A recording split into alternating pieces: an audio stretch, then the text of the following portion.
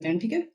Welcome to the class. Okay, मेरी आवाज जा रही होगी। देखो, हमको हिंदू लॉ में 4 बेयर एक्ट पढ़ने हैं। 4 में पहला है हिंदू मैरिज एक्ट 1955, जिसमें से हम लोग सेक्शन 18 तक पढ़ लिए हैं और इसमें टोटल 30, आई थिंक 31 या 32 सेक्शन है। ठीक है ना। तुम्हारे एलएलबी के लिए जो क्वेश्चन बनेगा यहाँ तक बनेगा, बट चूंकि हम बेयर एक्ट पढ़ रहे हैं तो हम बेयर एक्ट बीच में नहीं छोड़ सकते और हम 92 करेंगे। ठीक। उससे पहले आज हम लोग क्या करते हैं कि जितना हमने बेयर एक्ट पढ़ा है उस पर जो जो क्वेश्चन बन सकते हैं वो देख लेते हैं। नहीं तो क्या होगा कि संविधान अधिनियम का बेयर एक्ट पढ़ के हमने छोड़ा हुआ है, उसका सिर्फ 2 क्वेश्चन आंसर देखा है और तुम लोग जब क्वेश्चन आंसर कराएंगे तो तुम लोग के दिमाग में क्लिक ही नहीं करेगा, क्योंकि बहुत कम किसी ने क्लास ली थी तो रिवीजन किया था और बेयर एक्ट शायद ही किसी ने पढ़ा हो अलग से लेकर, है ना। तो तुरंत तुम लोग को आ जाएगा। उसके बाद 3 बेयर एक्ट पढ़ेंगे, सबसे ज्यादा क्वेश्चन इनसे आएगा, लेकिन चारों बेयर एक्ट से क्वेश्चन आएगा, इतना याद रखना। अभी तुम्हारे सीनियर्स का फोन आया था कि मैम बेयर एक्ट मत पढ़ाओ, एग्जाम का टाइम आ गया, क्वेश्चन आंसर शुरू कर दो जो तुम लोग को कर रहे हैं क्योंकि पिछली बार पहले उनको किया था ना, उनका मेरे पास वही नहीं है। देखो ये डाउनलोड नहीं हो रहा, एक सेकेंड। ओके, ये वाला क्वेश्चन कल हमने शुरू किया था, डाउनलोड भी नहीं हो रहा था और हमने बेयर एक्ट लिया था, क्लास में टाइम हो गया था तो नहीं पढ़ा। तो इसमें क्या क्या पहले तुमको लिखना है, इसमें सेक्शन 5 पूरी शर्तें लिखनी है। थोड़ा सा अगर और लिखना चाहो तो 2-2 3-3 लाइन में शून्य और शून्य करनी है, क्योंकि इसी से संबंधित है सेक्शन 11 और 12, है ना। इसी इसी में है, जैसे कि सेक्शन 5 का 1, 4 और 5 के आधार पर शून्य होगा, और 12 में क्या था, थर्ड नंबर पे और सेकेंड नंबर पे जो ऑप्शन थे उसके आधार पर शून्य करनी होगा। ठीक है, और सेम चीज है आगे हम देखेंगे। देखो, थोड़ा सा ये बनाया कि हिंदू कौन है वगैरह वगैरह। देखो, ये हिंदू कौन है ये क्वेश्चन अलग से आप तैयार करना, तुमको इम्पोर्टेंट है। देखो, हम जो सीरीज भेजे उसमें लगा हुआ इम्पोर्टेंस और आएगा एग्जाम में, वो हम अलग से पढ़े हुए हैं। आगे सेक्शन 5। तो सबसे पहले दोनों पक्ष हिंदू होने चाहिए, ये हमने कल देखा। चाहे चूंकि हमने सेक्शन 2 में हिंदू की परिभाषा देखी है, जिसमें हिंदू में कौन कौन आता है, हिंदू, बौद्ध, सिख और जैन और अन्य व्यक्ति जो हिंदू की किसी विचारधारा को मानता हो। ठीक है। अगर कोई बौद्ध है या जैन है और उनको अपनी मैरिज से संबंधित कोई केस लाना है तो किस में लेकर जाएंगे, हिंदू लॉ में लेकर जाएंगे। और ये दोनों हिंदू हैं फिर, अलग अलग धर्म के होते हुए भी, और इनके बीच का विवाह मान्य होगा। शर्तें कहाँ दी हैं, सेक्शन 5 में। ठीक है।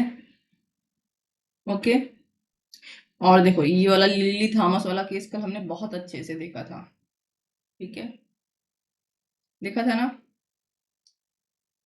दूसरी शर्त क्या है, किसी भी पक्ष या, हाँ पहली शर्त है, ये सेक्शन 5(1) की पहली शर्त है। उसके पहले दोनों पक्ष हिंदू होना चाहिए, इसलिए लिखा है कि अगर दोनों पक्ष हिंदू नहीं है तो हिंदू मैरिज एक्ट लागू नहीं होगा, पहली शर्त होगी, जाहिर सी बात है। दूसरा कि आपका पहले का पति या पत्नी जीवित नहीं होना चाहिए, नहीं तो बाइगेमी हो जाएगा। सेक्शन 494 और सेक्शन आईपीसी और सेक्शन 82 बीएनएस, ये भी कल देखा था हमने। ओके, यहाँ पे हम लिखते चलते हैं, नहीं तो तुम लोग कहोगे जो क्लास नहीं लिया था, देखा था बोल रही है। देखो ये, और अगर आप सेक्शन 5(1) का उल्लंघन करते हैं, पहले से वाइफ या हस्बैंड है दूसरी शादी कर लेते हैं, तो सेक्शन 11 में क्या होगा, वो दंडनीय होगा। और सेक्शन 17 कहता है कि वो सेक्शन 494 आईपीसी के अंतर्गत दंडित किया जाएगा वो व्यक्ति जो ऐसा कार्य करता है, और बीएनएस के सेक्शन 82 में, क्योंकि नया वाला लॉ आ गया है तुम्हारे में, है ना, शून्य होगा, प्रारंभ शून्य होगा। और उसके बाद हमने देखा था Sarla Mudgal versus union of India, ये वाला केस देखा था। ये केस कल मैंने क्वेश्चन आंसर सीरीज शुरू की थी, वहीं पर देखा था, याद है। ये एक एनजीओ की मालकिन थी और एक वाइफ थी, उसका हस्बैंड उसको छोड़कर दूसरी शादी कर लिया। और जब वाइफ 494 आईपीसी में केस करने गई, क्योंकि पुराना केस है उसमें आईपीसी लागू था, तो ये दूसरी वाइफ के साथ मिलकर इस्लाम कबूल कर लिया। और सुप्रीम कोर्ट ने कहा भाई ऐसा है ना कि आपको इस्लाम कबूल करना है आप करो, लेकिन सिर्फ शादी करने के लिए मान्य नहीं होगा। मानसिक क्षमता 5/3 में है। देखो, सब बेयर एक्ट का ही है, और जितने अच्छे से हमने बेयर एक्ट पढ़ा था वही है। तो ये वाला क्वेश्चन हमने कल किया हुआ है। ठीक है। शर्त हो गई। ओके, देखो यहाँ सगोत्र लिखा है, लेकिन हिंदू मैरिज एक्ट में कहीं सगोत्र नहीं है, ठीक है। सपिंड होना चाहिए यहाँ पे। सपिंड से विवाह क्या होता है? शून्य होता है। सगोत्र में विवाह हिंदू मैरिज एक्ट में मान्य किया गया है। मान्य किया गया है मतलब मना नहीं किया गया है, अपराध नहीं है, शून्य नहीं है, तो मान्य होगा, क्योंकि कहीं लिखा नहीं है उसमें, ठीक है। ओके।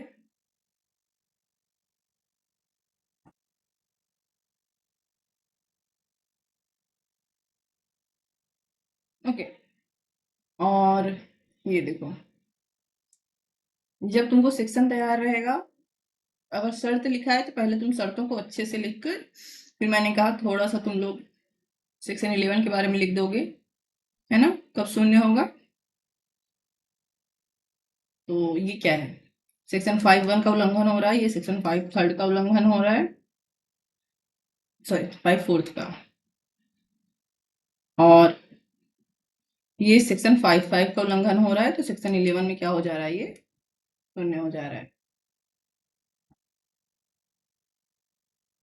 ये देखो, है ना, कल हमने बेयर एक्ट में पढ़ा हुआ है, इसलिए हम जो क्लास नहीं लिया उसको नहीं समझ में आएगा। बस हम लोग रिवीजन के लिए कर रहे हैं, क्योंकि जो बेयर एक्ट पढ़ते हो नहीं वही आता है, लेकिन पता नहीं रहता कहाँ क्या लिखना है उसके बाद। और उसके बाद सेक्शन 5 के सेकेंड और थर्ड का उल्लंघन करने पर सेक्शन 12 में क्या होता है? शून्यकरणीय होता है, अर्थात प्रारंभतः शून्य नहीं होता, पीड़ित पक्षकार जाकर, जैसे उसके साथ सम्मति बलपूर्वक ली गई, जबरदस्ती शादी कराई गई है, दोनों माइनर थे जब शादी करा दी गई थी, इत्यादि। ठीक है, ये सब हमने आधार पढ़े हुए हैं, ठीक है, सब आधार पढ़े हुए हैं। ओके, नेक्स्ट क्वेश्चन पे चलते हैं, इसको बंद करके। उसके बाद देखो, कौन सा केस कब आया है, शॉर्ट में बाद में लिख दिया गया है, ठीक है। डाउनलोड होने में टाइम लग रहा है। 7, और ये हो गया निष्कर्ष। निष्कर्ष क्या होता है? जो तुमने ऊपर पूरा लिखा है उसको शॉर्ट में एज ए से, जो तुम उसकी इंपॉर्टेंस समझते हो जरूर लिखना, हर आंसर में लिखना, 2-3 नंबर ज्यादा मिलेगा, ठीक है। अगर कॉन्सेप्ट सही लिखे हो बहुत अच्छे नंबर मिलेगा।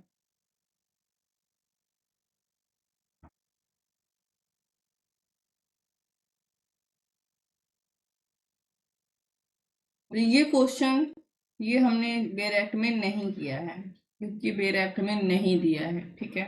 ये कॉन्सेप्ट का क्वेश्चन है, और इसको तुमको यहीं समझना पड़ेगा, हम इसी नोट्स पे समझा दे रहे हैं, वाइट पेज नहीं बनाएंगे, ठीक। और इसमें जो ये देखो, दोनों अलग अलग क्वेश्चन आ सकता है कि 1955, 1976 और 1978 में 2 संशोधन हुए हैं हिंदू मैरिज एक्ट में, ठीक है।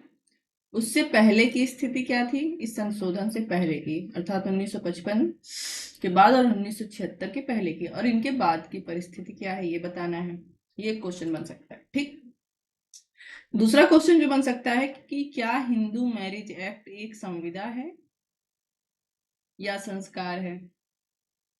जैसे कि मुस्लिम मैरिज एक्ट को भी कोई कोई संस्कार बोलता है, बट अगर आप देखोगे वर्ल्डली तो वो क्या है? प्योर संविदा है। दोनों पक्षकार यस बोलते हैं, ठीक है, दोनों पक्षकार अपनी सहमति देते हैं, कबूल है, उसके बाद जो वहां पे गवाह होते हैं वो साइन करते हैं, ठीक।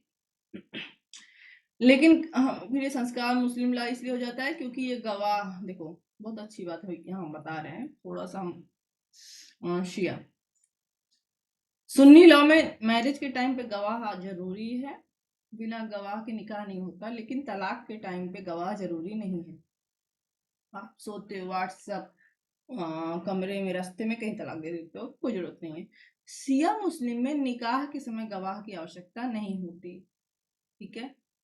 तो ये क्या बना दे रहा है? संस्कार बना दे रहा है, क्योंकि संविदा में तो गवाह चाहिए, लेकिन सिया मुस्लिम में तलाक के समय आपको गवाह आवश्यक है। बिना तलाक के अगर आपने, सॉरी, बिना गवाह के अगर आपने वाइफ को तलाक दिया, तलाक मान नहीं होगा। बट हमारा कॉन्सेप्ट ये नहीं है, हमारा कॉन्सेप्ट हिंदू लॉ का देखना है, ठीक।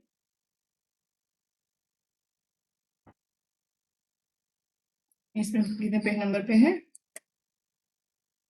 82, ठीक है।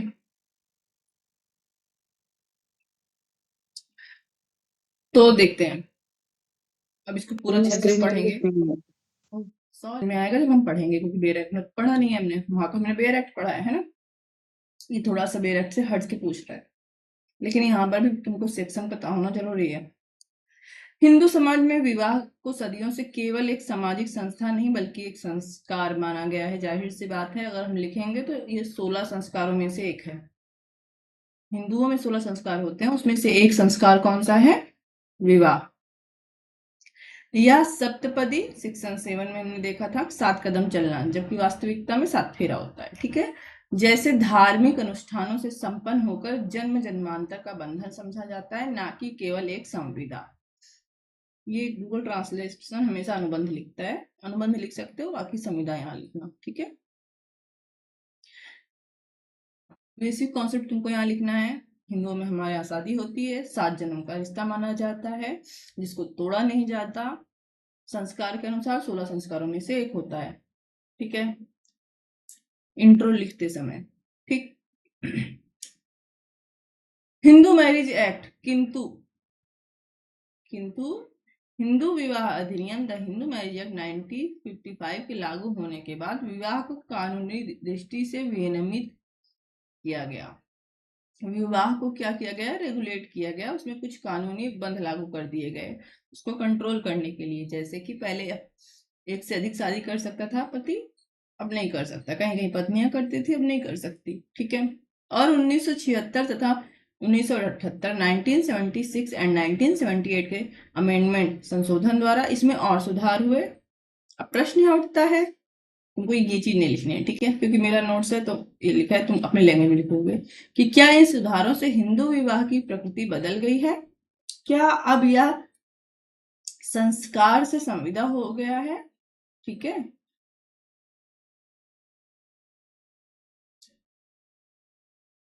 चलो तो चलो हिंदू विवाह अधिनियम 1955 का एक ऐतिहासिक पृष्ठभूमि देखते हैं।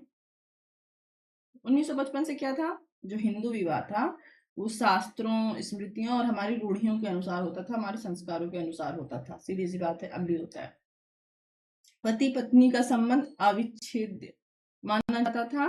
धर्म, अर्थ, काम, मोक्ष 4 पुरुषार्थों की पूर्ति विवाह के माध्यम से होती थी। विवाह का 4 उद्देश्य होता था, एक धर्म के लिए, एक अर्थ के लिए, एक काम के लिए और एक मोक्ष के लिए। मेरी हिंदी बहुत अच्छी नहीं है, ठीक है। तो धर्म तो हम बता सकते हैं, धर्म मतलब ये रिलीजन हिंदू मुस्लिम सिख ईसाई नहीं, हमारे यहाँ धर्म का मतलब होता है कर्म।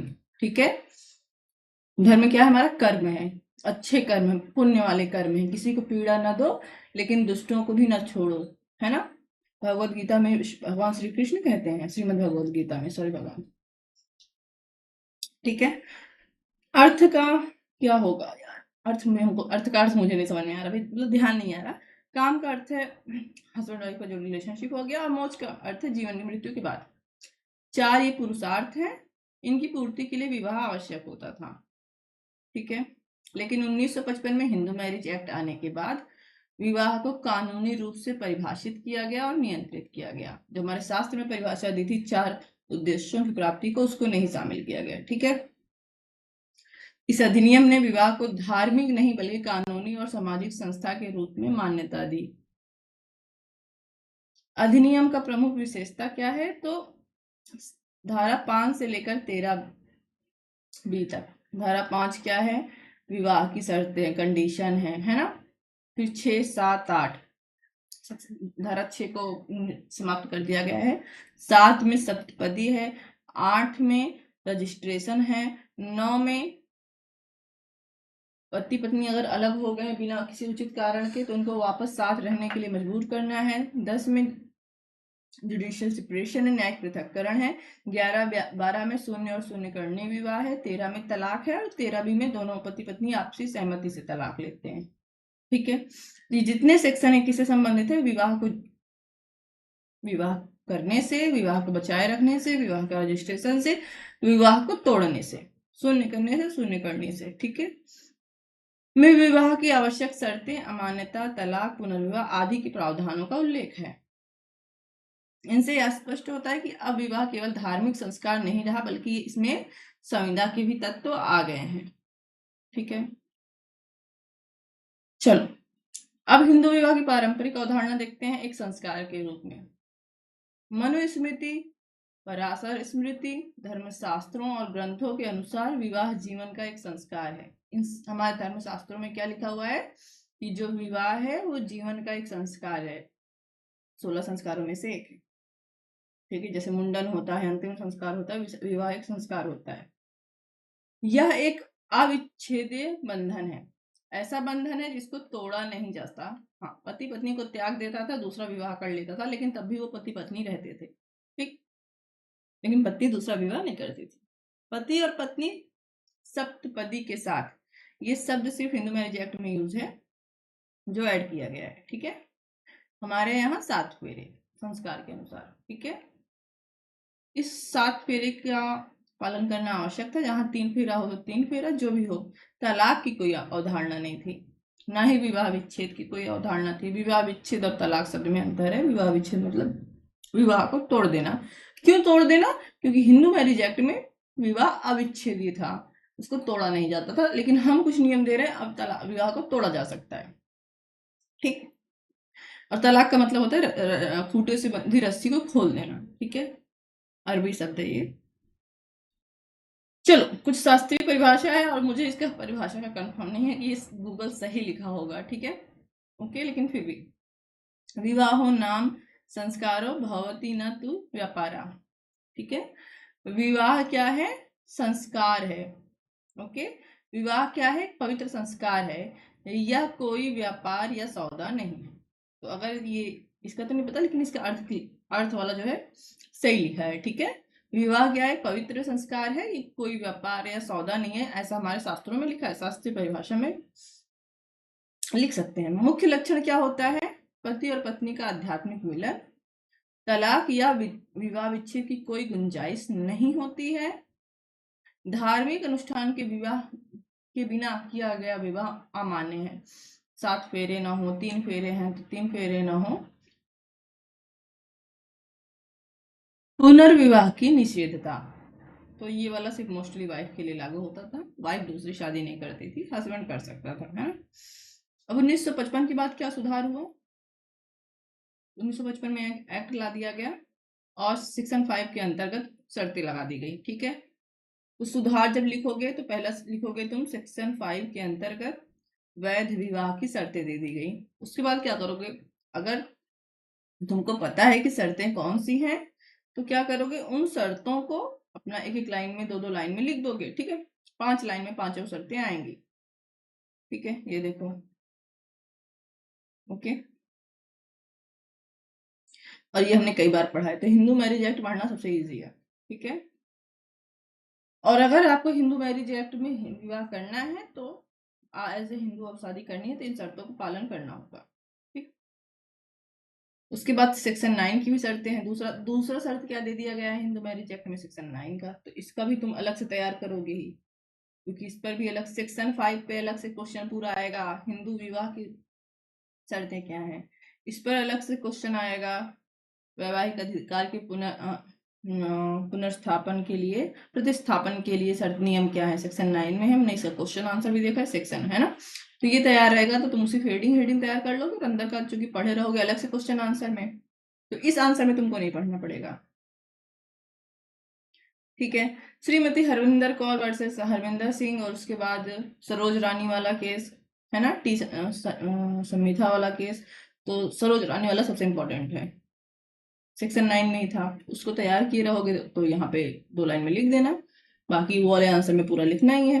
फिर सेक्शन 13 दिया गया है, तो इसका मतलब सेक्शन 5 टू लेकर 13B तक में चीजों को तुम यहाँ पे लिखोगे इसके अंदर, ये दिखाने के लिए कि संस्कारों के अलावा क्या अधिक से जोड़ा गया है। बट शॉर्ट में लिखोगे सारे हेडिंग। ठीक है, क्योंकि ये सभी हेडिंग अलग अलग बड़ी बड़ी हैं। ठीक है, ओके। हाँ, देखो अभी हम लोग आगे पढ़ेंगे, और वहां पर अगर ये केस नहीं आया तो N G Dastane versus Dastane, very very very important case है। अगर वहां नहीं आया, क्योंकि हम तलाक में पढ़ेंगे, वहां पर रहेगा ये सेक्शन 13, है ना। बेयर एक्ट हमने पढ़ा हुआ है, तो हमको ये सब हमको नहीं देखना। जो चीज हमको देखनी है सिर्फ केस देखनी है, क्योंकि तुमने देखा सब कुछ वही बेयर एक्ट ही एक्सप्लेन होता है आंसर में, ठीक। और यहाँ वहां पे हम दस्ताने वर्सेस दस्ताने देखेंगे, ठीक। 1976 के बाद क्या किया गया? 1976 के बाद और परिवर्तन किए गए, जैसे कि सेक्शन 13B जोड़ दिया गया। सेक्शन 13B क्या है? सेक्शन 13 में तलाक दिया हुआ है। 13(1) में वो आधार दिए हैं जिसमें हस्बैंड और वाइफ दोनों को प्राप्त हैं, और उसी सेक्शन के 13(2) में वो आधार दिए हैं जो सिर्फ वाइफ को प्राप्त हैं, ठीक है। 13B है जब हस्बैंड वाइफ आपसी सहमति से तलाक लेते हैं, ठीक है। ये 1976 के बाद ऐड हुआ था, उससे पहले नहीं था। सेक्शन 25 भरण पोषण की बात करता है, ठीक है। इसमें भी कुछ संशोधन किए गए, ये हम देखेंगे बेयर एक्ट में। और जो अविच्छेद विवाह था उसको विच्छेदित किया जाता है, किया जा सकता है। ये हमें ये अवधारणा, सॉरी यार तो गंदा एक तो लिख देते हैं ना, रुक जा थोड़ा सा साफ लिखते हैं, इसीलिए नहीं हाईलाइट ये यूज कर रहे थे कि हिंदू मैरिज एक्ट में दिखाता है कि कब विवाह को विच्छेदित किया जा सकता है, ठीक है। तो संस्कार को क्या करने की कोशिश कर रहा है? संस्कार को कमजोर करने की कोशिश कर रहा है ये एक्ट, ठीक। उसके बाद 1978 में क्या संशोधन किया गया? तो पहले जो विवाह की आयु थी वो कम थी, ठीक है, अब उसको चेंज कर दिया गया। लड़के की आयु 21 साल कर दी गई 1978 में, ठीक है, और लड़की की आयु 18 वर्ष। तो ये जो चेंजेस हुए हैं 1978 और 1976 में, इसको भी याद रखना, क्योंकि इस पे अलग से केस आ सकता है कि हिंदू मैरिज एक्ट में 1976 और 1978 के बाद क्या परिवर्तन किए गए, ठीक है। तो तुमको जो पता है कि क्या परिवर्तन किए गए, तो तुम उस हेडिंग को लिख दोगे, वो सेक्शन लिख दोगे कि इसको जो है 1976 में ऐड किया गया था, जैसे 13B हो गया। एज बदली गई 1978 में, फिर उसके बारे में किस सेक्शन में दिया है केस वगैरह, चूंकि तुम पढ़े हुए हो तो वही चीज फिर तुमको लिखनी है। विवाह को राज्य द्वारा नियंत्रित सामाजिक संविदा बनाया गया। बाल विवाह पर रोक लगाकर विवाह को कानूनी वैधता और सामाजिक जिम्मेदारी से जोड़ा गया। बाल विवाह पर रोक लगाया गया, लेकिन विवाह को समाप्त नहीं कर सकते। अगर माइनर्स की शादी होती है तो शादी मान्य है, बट उसको कराने वाले को दंड दिया जाएगा, ठीक है। बाल विवाह वैध है लेकिन दंडनीय माना गया है। इससे स्पष्ट है कि विवाह धार्मिक संस्कार मात्र न होकर कानूनी उत्तरदायित्व बन गया है। इस केस में कहा गया था लीला गुप्ता वर्सेस लक्ष्मी नारायण।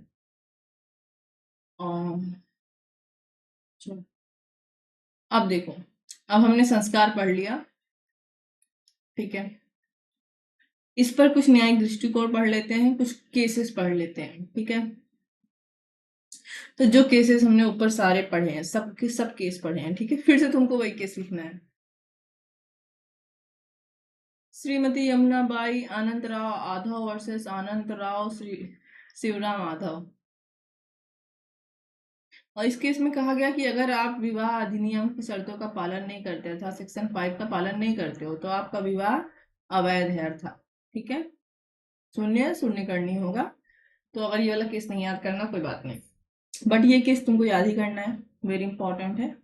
ये भी याद करना है, वेरी वेरी इंपॉर्टेंट है। और ये याद करना very very very very important है।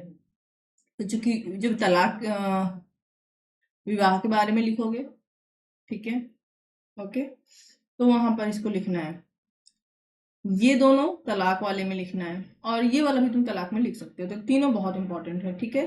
दस्ताने वाला दस्ताने तुमको आसानी से याद हो जाएगा, बट तीनों याद होना चाहिए, ठीक है। ये सबसे पुराना केस है, और उसके बाद ये आया था, और उसके बाद ये आया था।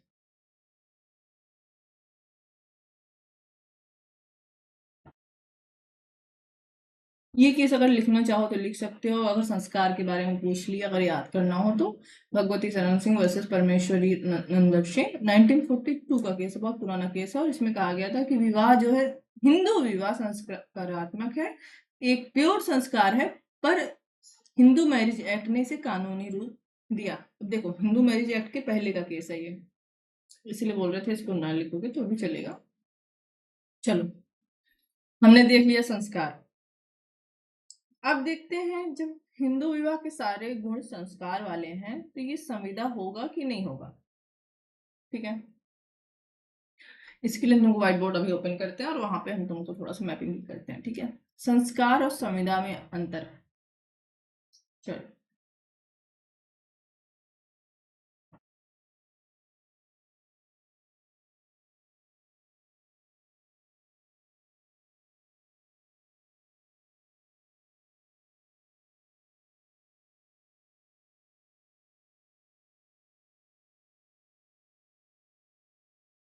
ठीक है। देखो, इसको चूंकि इस तो देखो, थोड़ा सा हमको वो मिल नहीं रहा है अभी जो हमको ढूंढना था, लेकिन हम यहाँ पर ऐसे लिख दे रहे हैं। तो वहां पर भी हम करते हैं तो वहां पर भी तुम लोग को बहुत अच्छे से समझ में आ जाता है, जहाँ पे हम लोग नॉर्मली करते हैं।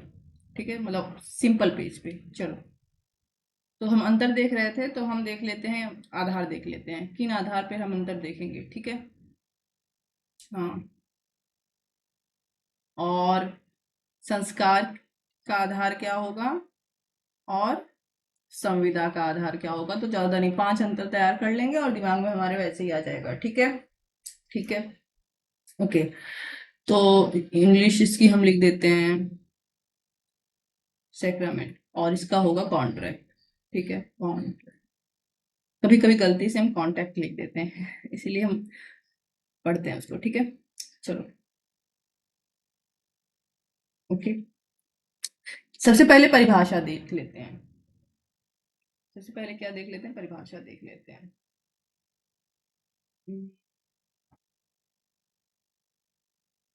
संस्कार में हमने जस्ट देखा, पहला आधार क्या रखेंगे अंतर का, परिभाषा। और इसमें हमने देखा कि जो विवाह है वो पवित्र धार्मिक बंधन है। क्या है, पवित्र धार्मिक बंधन है। और कैसा बंधन है, जो 7 जन्म के लिए होता है।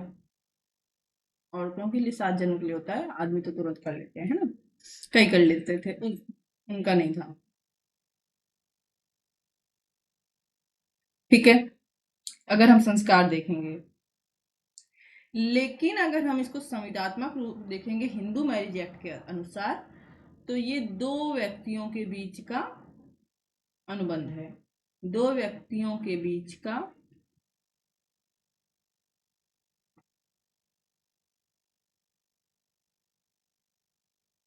कानूनी संबंध है।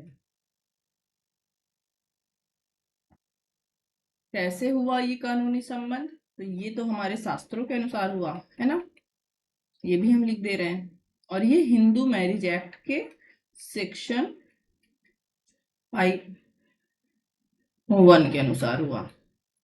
ठीक, पहला अंतर ये हो गया। दूसरा अंतर देखते हैं। ठीक है, दूसरा अंतर का हम आधार देख लेते हैं, स्वरूप कैसा है, नेचर क्या है। ठीक है, स्वरूप क्या है, तो जाहिर सी बात है, जब संस्कार में हम देखेंगे, हमारे धार्मिक हिसाब से देखेंगे तो धार्मिक स्वरूप होगा। ठीक है, कैसा होगा, धार्मिक होगा। कैसा होगा, नैतिकता का पालन करने वाला हो, जैसे कि ऐसे लोगों से शादी ना करे जिसको इमोरल देख के लगे, कजन से, सपिंड से, प्रतिसिद्ध नातेदारी से, जो हमने देखा है। ठीक है, और क्या है, सामाजिक संस्था है।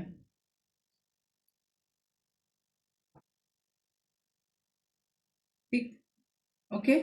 लेकिन जब हम इसको हिंदू मैरिज के अनुसार, सॉरी, हिंदू मैरिज एक्ट के अनुसार देखते हैं, तो ये क्या है, मात्र कानूनी सहमति है। क्या है, मात्र एक लीगल रिलेशनशिप है। क्या है, कानूनी संबंध है, कानूनी सहमति से बना कानूनी संबंध है। ठीक है, ओके। और इसमें क्या होता है, इस कानूनी संबंध में क्या होता है, अधिक राइट। अच्छा रुको, तुम लोग का हिंदी वाला है तो हिंदी ही लिखे, तो हम मिक्स कर देंगे तो क्या होगा? अधिकार और कर्तव्य पर आधारित होता है।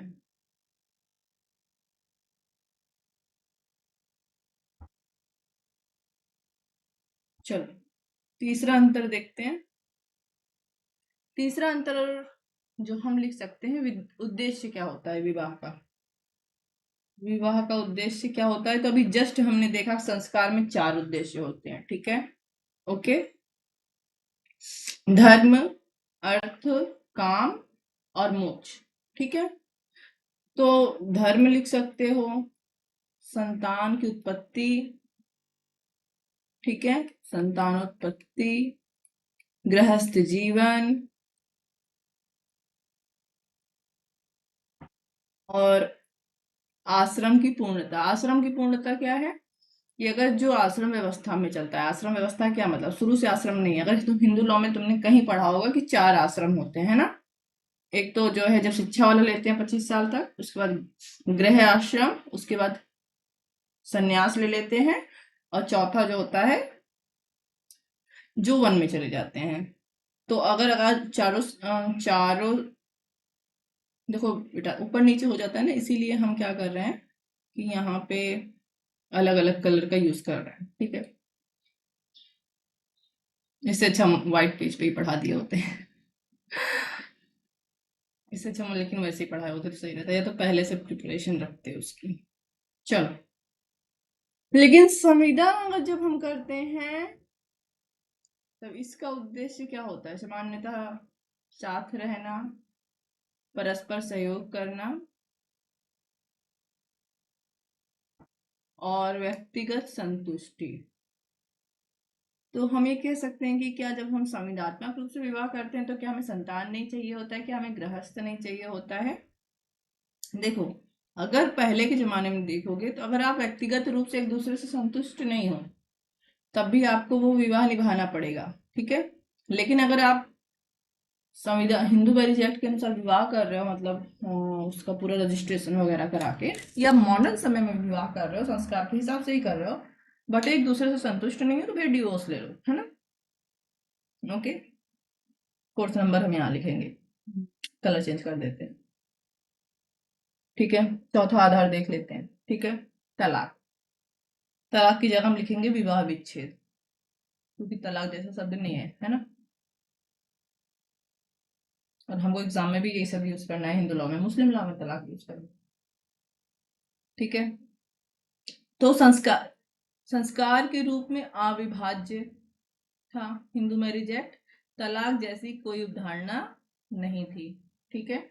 बट संविदा अधिनियम में भाई सीधा सा दिया हुआ है रूल, ठीक है, कि जैसे संविदा तोड़ी जा सकती है वैसे विवाह को भी विच्छेदित किया जा सकता है, तलाक की अवधारणा है।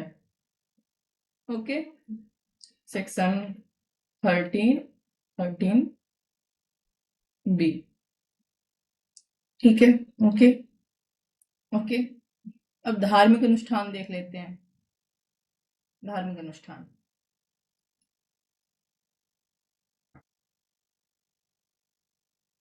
संस्कार के लिए धार्मिक अनुष्ठान आवश्यक होता है, जैसे कि अगर 7 फेरे हैं आपके यहाँ, ठीक है, तो आप करवाओगे, 3 फेरे हैं। अगर किसी के यहाँ विवाह पूर्ण होने के लिए हवन आवश्यक है, संस्कार है दोनों पक्षों में, रूढ़ी या प्रथा है आवश्यक है। अगर कहीं मंगलसूत्र आवश्यक है तो मंगलसूत्र पहनाएंगे, कहीं आवश्यक नहीं है तो नहीं पहनाएंगे, ठीक है। कहीं कहीं पर सिंदूरदान इत्यादि होता है, कहीं कहीं पे नहीं होता है। जो भी धार्मिक विधियां हैं ये क्या है, आवश्यक है।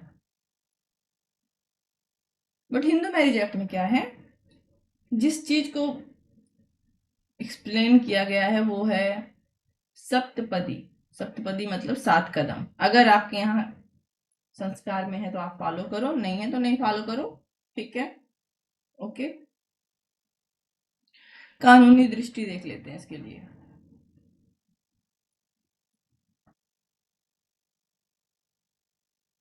ठीक है। बहुत सारे लोग हिंदू मैरिज एक्ट को, अब भी भले ही हिंदू मैरिज एक्ट 1955 लागू हो गया है, हिंदू विवाह को संस्कार ही मानते हैं। क्या मानते हैं, इसके लागू होने के बाद संस्कार मानते हैं, ठीक है। भैया संस्कार ही है ये, ठीक है। लेकिन कुछ लोग इसको जो है संविदात्मक रूप देखते हैं, कुछ लोग संविदात्मक रूप में भी देखते हैं, जैसे कि किस आधार पर, जैसे कि दो पक्ष होते हैं, ठीक है, ओके ओके, दो पक्ष होते हैं, दो से ज्यादा पक्ष नहीं हो सकते, सहमति आवश्यक है, ओके। रजिस्ट्रेशन कराना, अगर कहीं पर प्रूफ करना है तो आप रजिस्ट्रेशन करा लो, जबकि संस्कार में रजिस्ट्रेशन नहीं होता। मुस्लिम लॉ में रजिस्ट्रेशन तुरंत होता है, एक तो कोर्ट में होता ही है, तुरंत जब कबूल हुए करते हैं उसके बाद दूल्हा दुल्हन साइन करते हैं, फिर गवाह साइन करता है, बिल्कुल वैसे ही जैसे आप रजिस्ट्रेशन एक्ट में जमीन का रजिस्ट्रीकरण कराने गए हो, बिल्कुल वैसे ही अगर हिंदू मैरिज एक्ट के सेक्शन 8 के अंतर्गत अगर अपने विवाह का रजिस्ट्रेशन कराने जाओगे, जैसे मैंने कराया था, तो आपको दो गवाह लड़के की तरफ से, ग्रूम की तरफ से, और दो ब्राइड की तरफ से लगेगा, ठीक। अब देखो कुछ नेचुरल सा जो हमने पढ़ा हुआ है उसमें अंतर तुमको हम बता देते हैं, ठीक है, जो ये तो मैंने कॉन्सेप्ट पे लिख दिया, ठीक है, फिर भी तुमको कुछ अंतर बताते हैं जो हमने पढ़ा हुआ है, तुम 7 नंबर करके देख सकते हो, डाल सकते हो इसको, ठीक है, बट इसको अपनी लैंग्वेज में देखते हैं, ठीक। तुम खुद देख लो, संस्कार वाले में देख लो, पक्षकार कितने होते हैं, ये एक्स्ट्रा है, देखो, हाँ, हस्बैंड के लिए नंबर निर्धारित नहीं था, निर्धारित था नहीं था, लेकिन वाइफ के लिए जन्म जन्म का रिश्ता था, एक बार विवाह हो गया तो हो गया, है ना, हो गया ना। लेकिन जब हिंदू मैरिज एक्ट का हम सेक्शन 5 देखते हैं, वहां साफ लिखा है 5(1) में कि पहले अगर आपकी शादी हुई है, चाहे आप वाइफ हो चाहे हस्बैंड, तो वो पहला पक्षकार जीवित नहीं होना चाहिए। जीवित का मतलब ये नहीं कि डिवोर्स वाला इसमें इंक्लूड है, डिवोर्स वाला हो गया तो टूटा हुआ माना जाएगा, ठीक है ना, सीधी सी बात है। दूसरी बात देखो, जो हमने यहाँ देखा कि वाइफ के लिए एक बार शादी हो गई, हस्बैंड चाहे जितनी शादी कर रहा है, अगर वाइफ को छोड़ भी दिया है, ठीक है, अगर वाइफ विधवा भी हो गई है, दूसरी शादी नहीं करेगी, यहाँ वाइफ के लिए ऐसा कोई रूल नहीं है, अगर डिवोर्स हुआ है, विधवा है, तब भी दूसरी शादी कर सकती है, ठीक है, ओके। हिंदू मैरिज एक्ट में जब हम शादी करते हैं तो दूल्हा हो गया, दुल्हन हो गई, और ज्यादा से ज्यादा अगर संस्कार कर रहे हैं तो एक पंडित की आवश्यकता होती है, ठीक है, क्योंकि पंडित हमारे शास्त्रों के अनुसार जो मंत्र पढ़ेगा, उच्चारण कराएगा इत्यादि, है ना। हिंदू मैरिज एक्ट के अनुसार अगर आपके यहाँ जो रस्म है, अग्नि, पवित्र अग्नि के 7 फेरे, तो आप ले ले, मंत्र होना चाहिए, लेकिन मंत्र को पढ़ने के लिए पंडित की आवश्यकता नहीं है, अगर आपके यहाँ रस्म है पंडित ही कराए तो पंडित कराएगा, ठीक है। अब देखो, ये हमने देखा कि संविदात्मक रूप क्या था और क्या कहते हैं, विवाह रूप क्या था, ठीक है। अब ध्यान से देखना, ठीक है, एक चीज, एक अंतर यहाँ हम और बता रहे हैं, एक्स्ट्रा बता रहे हैं, इसको ध्यान से देखना, अगर हमको एकदम क्लियर अंतर बताना हो कि नहीं, अगर हमको ये बताना हो हिंदू विवाह जो है, हिंदू मैरिज एक्ट में भी क्या है, संस्कार है, या हिंदू मैरिज एक्ट में अगर संविदा बनाया गया है तो ये संस्कार से अलग कैसे है, तो जो पीछे हमने देखा सेम टू सेम था, देखो एक बहुत इंपॉर्टेंट है, हम बताएंगे। अगर हम संस्कार वाला कॉन्सेप्ट छोड़ दें, अगर हम हिंदू मैरिज एक्ट के कॉन्सेप्ट देखें सेक्शन 5(1) का, तो यहाँ सिर्फ बोल रहा है कि विवाह सिर्फ दो पक्षकार में होगा, ठीक है, लेकिन अगर हिंदू संस्कार में देखें तो हस्बैंड एक से ज्यादा कर सकता था, नहीं भी कर सकता था, वो बात अब यहाँ नहीं दोहराएंगे, हम लोग सीधे टॉपिक पे रहते हैं, ठीक है। लेकिन क्या संविदा सिर्फ एक पक्षकार से कर सकते हो, एक मेल है एक फीमेल है, मान लो तुमने जमीन खरीदी, तो क्या सिर्फ इसलिए कि एक लोग से खरीद ली दूसरे से नहीं खरीद सकते, आप चाहे जितनी संविदा विधिपूर्ण, चाहे 1 लाख संविदा, 1 करोड़ संविदा, 1000 संविदा, 10,000, अलग अलग लोगों से, 10 लोगों से, 2 लोगों से कर सकते हो, तो संविदा आप अनगिनत कर सकते हो, ठीक है। दूसरा देखना, विवाह के लिए ये सब कॉन्सेप्ट अगर तुमने ये रटा नहीं इससे पहले वाला, तो ये तुम खुद ही लिख सकते हो, विवाह के लिए दोनों पक्षों का हिंदू होना आवश्यक है ना। तो क्या आप संविदा सिर्फ हिंदू से कर सकते हो? मान लो आपको जमीन बेचनी है, आप मुस्लिम को बेच दिए, सिख को बेच दिए, तो संविदा के लिए दोनों पक्षों का हिंदू होना आवश्यक नहीं है। ठीक ठीक है, सेक्शन 5 से निकाल रहे हैं, सेक्शन 5 जो हमने पढ़ा है। अब देखो, दोनों पक्षकारों में एक मेल होना चाहिए, एक फीमेल होना चाहिए। डायरेक्ट नहीं लिखा था, लेकिन ये लिखा था जो वर पक्ष होगा और वधु, तो वर कौन होता है? मेल होता है। वधु कौन होता है? फीमेल होगी। ये कॉन्सेप्ट है जो हम लोग समझते हैं नेचुरली। इसी के आधार पर जो ट्रांसजेंडर मैरिड है, जैसे कि क्या जस्ट ध्यान नहीं आ रहा, हाँ, लेस्बियंस एंड गेज, जिसमें गर्ल्स गर्ल्स से शादी करती हैं और बॉयज बॉयज से शादी करते हैं, तो कोर्ट ने कहा आप में से हस्बैंड कौन होगा, वाइफ कौन होगा। इसको कैसे कंफर्म करोगे अगर हिंदू मैरिज एक्ट में कर रहे हो तो, या स्पेशल मैरिज एक्ट में कर रहे हो? ठीक है, लेकिन संविदा में ऐसा नहीं है। आदमी आदमी से जो है संविदा कर सकता है, औरत औरत से संविदा कर सकती है ना। फिर इसमें देखो, सहमति की वाला था, और सहमति के आधार पर संविदा क्या होती है? शून्य करनी होती है अगर फ्रॉड वगैरह से लिया है। ठीक है, और अगर सहमति देने के योग्य नहीं है तो उसका, उसके लाभ के लिए उसका कोई संरक्षक इत्यादि सहमति दे सकता है।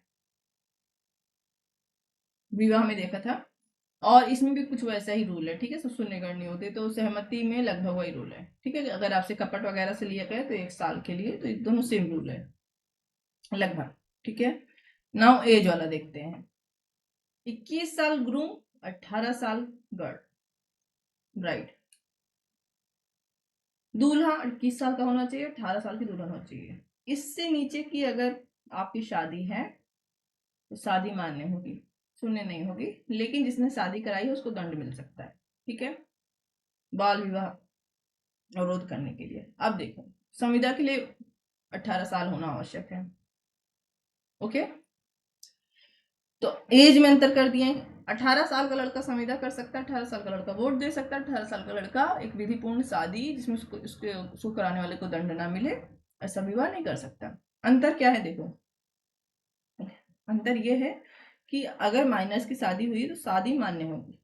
ठीक है, लेकिन अगर माइनर ने संविदा किया तो मोहिनी बीवी बनाम धर्मदास को उसमें कहा था कि ये वॉइड अब अनिश्चय होता है, प्रारंभता शून्य होता है। ठीक है, इतना अंतर बहुत हो गया। इस आंसर में इतना समझना था, इतना ही लिख लोगे, उसके बाद तुम लोग पास नोट से पढ़ लेना। ओके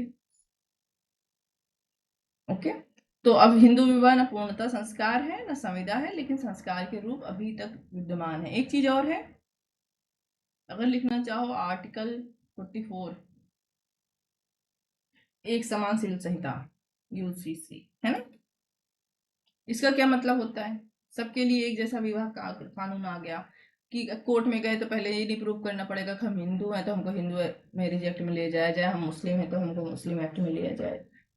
ऐसा कुछ नहीं होगा। आप गए, एक समान कानून आ गया, एक लॉ बन गया। आपको बस ये प्रूव करना है कि आप मैरिड हो, आपको डिवोर्स का एक आधार दे दिया जाएगा, भरण पोषण का एक आधार दे दिया जाएगा। ठीक है, तो फिर क्या विवाह कैसे कोई करेगा? देखो, ये लॉ आपको अपने अपने धर्म के अनुसार विवाह करने से नहीं रोकता है। ठीक है, ये सिर्फ एक चीज से रोकेगा कि आपको अगर कोर्ट में जाना है तो भैया आप अपनी शादी का रजिस्ट्रेशन करा लो, वो जो एक सिंगल लॉ सबके लिए होगा, और उसी के हिसाब से तलाक इत्यादि सब होगा, भरण पोषण वगैरह। ठीक है, आप अपने धर्म के अनुसार शादी करो, नो प्रॉब्लम। बट ये अलग से Hindu law, marriage law, Christian Muslim law, Christian law, इसको समाप्त कर दिया जाएगा।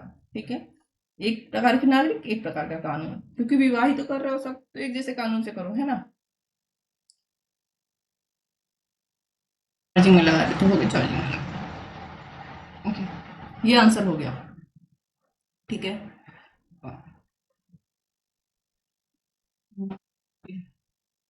ये इंग्लिश वालों के लिए माइंड मैप है, क्योंकि उनके लिए नोट्स नहीं है तो माइंड मैप से कर लेंगे। अगला क्वेश्चन है सेक्शन 9 का, और ये क्वेश्चन हमने किया हुआ है। ठीक है, ये क्वेश्चन हमने किया हुआ है, मतलब बेयर एक्ट के अलावा क्वेश्चन आंसर ही किया है। ठीक है, ओके, पेज नंबर 104।